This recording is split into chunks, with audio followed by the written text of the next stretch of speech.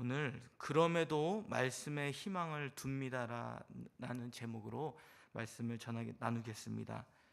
오늘 본문 81절은 우리말의 번역의 내용에서 분명히 표현되진 않지만 히브리어 원어로 보면 오늘 본문에 시인이 어떠한 상황에서 이 시를 쓰고 있는지를 명시해 주고 있습니다. 히브리 알파벳 자음 문자 중 카프라고 시작하는 첫 마디로 하나님께 탄원하며 기도가 시작됩니다. 그래서 81절 히브리어 원문에 보면 첫 마디를 이렇게 이야기하죠. 지쳤습니다 라고 시작을 합니다. 한글 번역은 강조되는 지쳤습니다라는 표현이 명시되지는 않지만 히브리어에서는 그런 히브리어 알파벳 용법을 통해서 자음을 앞에 내세우면서 그 자음에 맞게 문장을 이렇게 표기하면서 강조하고 있는 내용이죠. 알파벳 표기를 통해서 강조되는 그 시인의 첫 마디 문장을 보면서 유대인들은 이것을 암기했다고 합니다. 그래서 하나님을 향한 시적인 그런 내용들을 담아서 자신의 경험한 일들과 그리고 하나님께 찬양하는 내용들을 다뤘죠. 그래서 오늘은 지쳤습니다라고 외치며 시작됩니다. 오늘 한글 번역으로는 피곤합니다라고 표현하고 있죠. 그러면서 81절 하반절에선 그럼에도 불구하고 주님의 말씀을 기다립니다라는 해석을 하고 있습니다. 시인은 이렇게 주님의 구원, 주님의 말씀이라는 이 단어 반복을 통해서 시인이 현재 고난의 상황과 또 미래의 상황을 어떻게 바라보고 해석하며 극복해 가야 하는지를 알려주고 있습니다. 81절, 83절에서는 81절에 시인이 전하는 내용을 즉 지쳐있는 상황을 반복해서 이야기해주고 있죠. 그래서 81절에서도 히브리어로 보면 시행 첫 마디가 지쳤습니다, 피곤합니다라고 반복되고 있습니다. 그 내용은 언제 나를 위로해 주실 것입니까? 말씀을 바라보고 믿으려 하지만 내 영혼이 지칩니다라고 이야기하며 나를 위로해 주지도 못하는 하나님에 대해서 약간 원망을 섞인 듯 하나님께 토로하고 있는 내용을 담고 있죠. 그러면서도 시인은 거기서 멈추지 않죠. 호소와 탄식, 그것으로 멈추지 않고 다시 38절에서 자신이 연기에 그을린 가죽 부대처럼 되었어도 주님의 율법, 말씀을 잊지 않겠습니다라고 다짐합니다. 이 연기에 그을린 가죽 부대라는 표현은 시인이 현재 자신이 받고 있는 고난이 어떠한지를 표현해주고 있는 묘사죠. 고난을 짙은 연기에 그을린, 즉 불에 타서 무용지물이 된 가죽으로 만든 병으로 묘사하고 있습니다. 이처럼 시인은 지금 받고 있는 고난을 통해서 자신이 목마름을 전혀 해결할 수 없는 바닥의 상태에 있음을 표현해주고 있는 것이죠. 오늘 시인은 지쳤습니다. 힘든 일과 시달림의 상황에서 건져주시는 하나님의 그 구원을 기다리고 있죠. 그러나 그럼에도 불구하고 시인은 현재의 상황에 지쳐버린 자신의 상황을 주님께 호소하면서도 그 호소를 멈추지 않고 주님을 바라봅니다 라고 이야기합니다. 이는 마치 우리가 향방 없는 호소, 탄식이 아니라 방향을 가지고 중심을 가지고 하나님을 향해서 탄식하고 있다는 것을 보여주고 있는 것이죠. 주님께 갈구하고 있습니다. 주님을 붙들고자 하는 믿음의 탄식을 보여주고 있다는 것을 우리에게 알려주고 있죠. 우리는 삶의 고난이 해결되지 않을 때 어떻게 합니까? 때로 우리의 방법으로 해결을 하고 그것을 되지 않을 때 어떻게 됩니까? 때로는 상대방을 향한 원망으로 우리의 마음들을 채워갈 때가 있죠. 그래서 오늘 본문에서 말하는 그 시인이 지쳤습니다, 피곤합니다라는 그 고백이 방향이 다른 것이죠. 우리는 우리의 힘으로 살아가다가 그 고난을 해결하려고 하다가 지쳐서 나가 떨어지지만 오늘은 주님 앞에서 시인이 고백합니다. 지쳤습니다. 주님의 말씀을 붙들고 있었는데도 제 삶이 변화되지 않고 저에게 고난이 찾아오고 있습니다. 너무 지쳤습니다. 포기하고 싶습니다. 그럼에도 불구하고 눈에 보이지 않는 하나님의 구원을 기다립니다. 라는 고백을 하고 있습니다. 이처럼 우리도 기도하면서 하나님께 호소해야 될 줄 믿습니다. 우리가 가지고 있는 모든 고난의 그 자리를 주님께서는 기억하고 계시기 때문이죠. 그리고 그 탄식을 보고 계시기 때문입니다. 그러나 그 탄식이 향방 없는 탄식으로 끝나지 않기를 바랍니다. 주님이 가져다 주시는 구원을 끝까지 붙들기 위한 탄식으로 나아가시는 저와 여러분이 되시기를 바랍니다. 오늘 이어서 84절에서 86절은 시인이 고통스러운 현실 앞에서 자신에게 고난을 주는 그 대상에 대하여 구체적으로 이야기하고 있죠. 시인을 핍박하는 자들을 언제 심판하실 것입니까? 시인은 이야기합니다. 여러분도 한번 생각해 보시기 바랍니다. 자신이 어떤 대상을 향하여 특별한 잘못을 한 것도 아닌데 하나님을 두려워하지도 않고 교만한 자들이 나를 믿는 사람들을 핍박한다는 것을 상상해 보시기 바랍니다. 그것을 보면서 우리는 그런 생각이 들겠죠. 마땅히 하나님의 죄에 대한 심판을 받아야 된다. 그래서 그 핍박자들을 생각하겠죠. 그런데 하나님은 침묵하시면서 그 핍박자들을 계속 핍박하는 자리에 내버려 두시는 것 같습니다.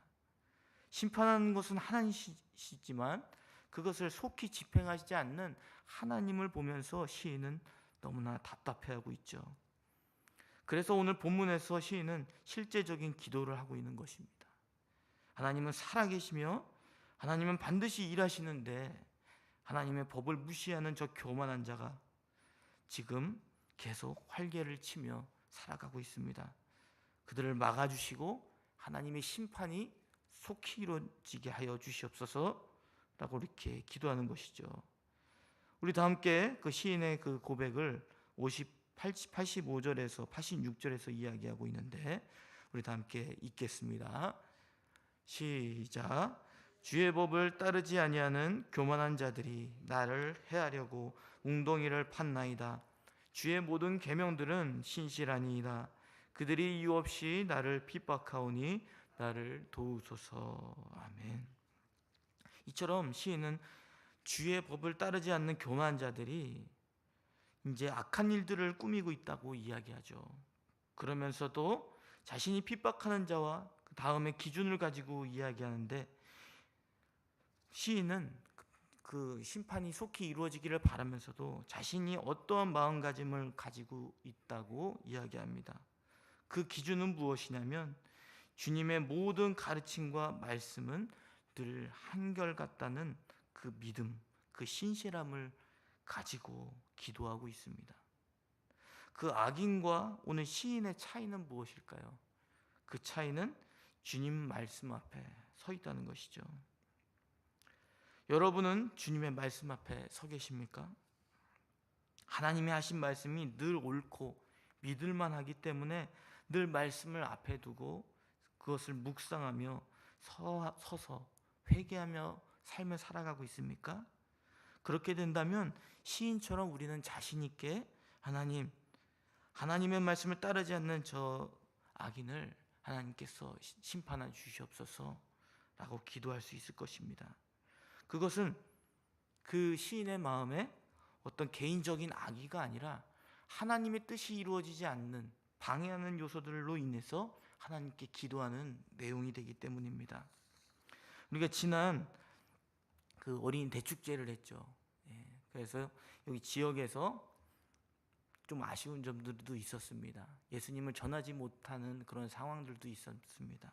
종교적인 색깔을 드러내지 말라는 어떤 그런 요청이 있었기 때문에 저희가 그것을 요청을 받아들이고 마음에서는 복음을 전한다는 마음으로 하셨다는 것을 저도 보았습니다. 우리가 이렇게 세상을 살아갈 때 갈급한 것이죠. 세상에 보는 것은 이제 선거가 얼마 남지 않았기 때문에 종교적인 색채를 드러내지 마라. 자신들의 목적에 대해서 이야기하지만 저희는 어떻습니까? 마음에 예수님을 전하기를 원하는 마음들이 있었죠. 그래서 우리가 직접적으로 전하지는 못했지만 그럼에도 불구하고 주님이 복음이 전해지기를 위해서 그런 마음을 가지고 섬겨주셨을 거라 믿습니다.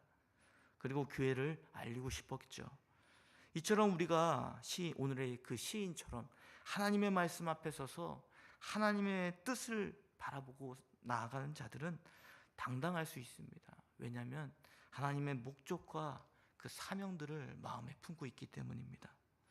그래서 저와 여러분이 하나님의 뜻을 구하는 기도라고 한다면 그것이 나의 어떤 상대방을 향한 악의적인 마음이나 그리고 원한을 갚을 그런 목적에 대한 내용이 아니라면 우리가 담대하게 하나님께 호소하며 하나님의 뜻이 속히 이루어지기를 기도하실 수 있는 저와 여러분이 되시기를 바랍니다.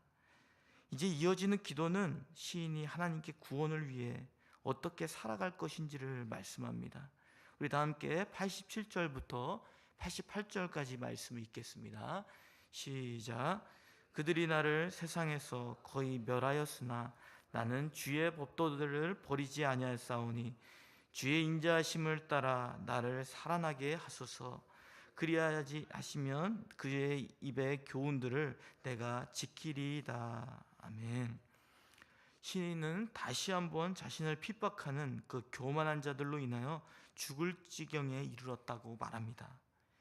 시인은 자기를 억압하는 그 교만한 자들에 의한 극도의 고통이 이제 이유 없이 당하고 있다는 것을 말하고 있죠. 그래서 하나님의 법도 곧 주님의 가르침과 말씀만이 자신을 구원하며 소생시킬 수 있는 능력이 있다는 믿음을 가지고 기도합니다.